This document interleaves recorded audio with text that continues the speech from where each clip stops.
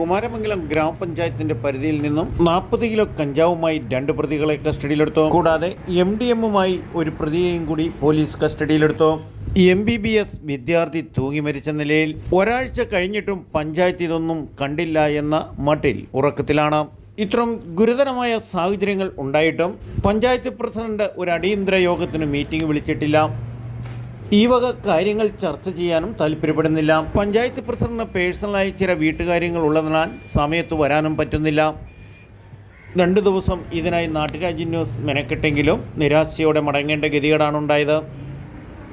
നാട്ടുരാജ്യം news ഇന്ന് report ചെയ്യുന്നത് കുമാരമംഗലം ഗ്രാമപഞ്ചായത്തിൽ ഒരു കാര്യം അറിയാൻ വേണ്ടിയിട്ട് വന്നതാണ്. കാരണം പഞ്ചായത്തിൻ്റെ പരിധിയിൽപ്പെട്ട് തന്നെ നമ്മുടെ അൽ-അസ്ഹർ കോളേജിൻ്റെ പരിസരത്ത് നിന്ന് ഇന്നിപ്പോൾ 6 ദിവസമായി 40 കിലോ കഞ്ചാവാണ് പിടിച്ചത്. അതിന് ശേഷം ഒരു കുട്ടി MBBSന് പഠിക്കുന്നത് തൂങ്ങി മരിച്ചിരിക്കുകയാണ്. ഇതെല്ലാം ലഹരിയുടെ പുറത്ത് നടക്കുന്ന ഒരു സംഭവങ്ങളാണ്. പക്ഷേ ഈ പഞ്ചായത്തിൻ്റെ പരിധിയിലുള്ളതുകൊണ്ട് ഈ പഞ്ചായത്ത് എന്ത് നടപടികളാണ് അതിനെപ്പറ്റി സ്വീകരിച്ചതെന്ന് അറിയാൻ വേണ്ടിയിട്ട് ഇന്ന് 2ാമത്തെ ദിവസമാണ് ഞാനിവിടെ വരുന്നത്. ബഹുമാനപ്പെട്ട പഞ്ചായത്ത് പ്രസിഡന്റിൻ്റെ റൂം അടഞ്ഞു കിടക്കുകയാണ്. എന്താണെന്ന് അറിയത്തില്ല.